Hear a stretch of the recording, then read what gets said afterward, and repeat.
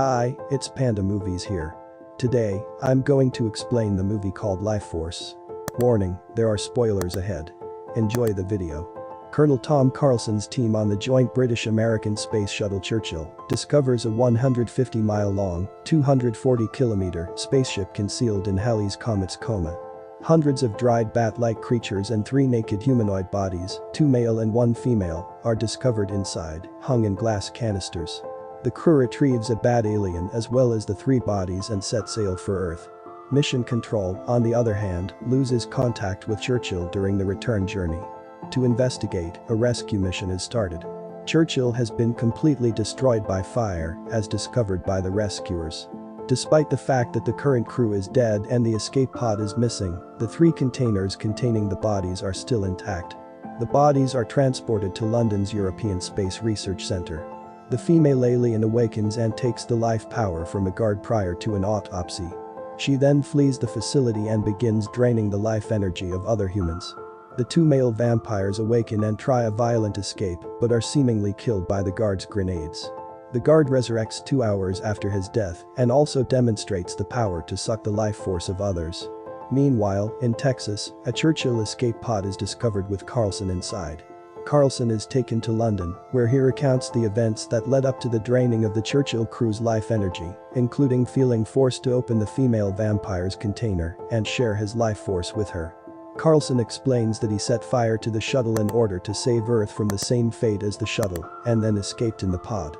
When Carlsen is hypnotized, it becomes evident that he has a psychic link to the female extraterrestrial, and he discloses her shape-shifting ability. Carlsen and SAS Colonel Colin Kane track her down to a Yorkshire psychiatric facility.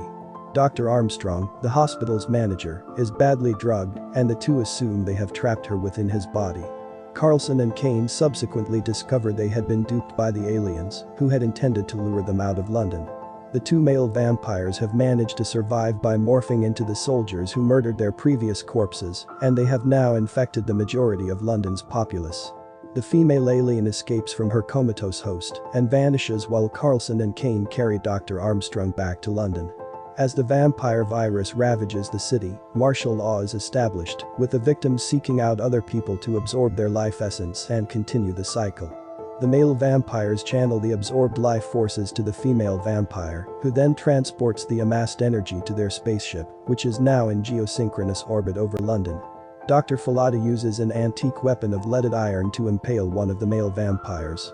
He calls Carlsen and Kane and hypothesizes that the creatures have visited Earth on a regular basis, in conjunction with the arrival of Halley's Comet, thereby giving rise to the vampire stories. Before succumbing to the virus, he delivers the weapon to Kane. Carlsen follows the female vampire to St. Paul's Cathedral, where she is transferring energy to her spaceship while reclining on the altar.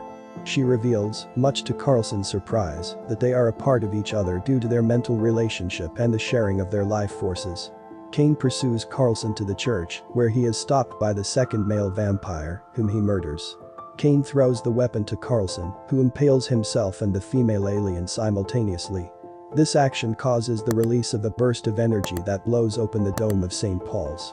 The 2 ascend the column of energy to the spaceship, which then returns to the comet as Kane watches.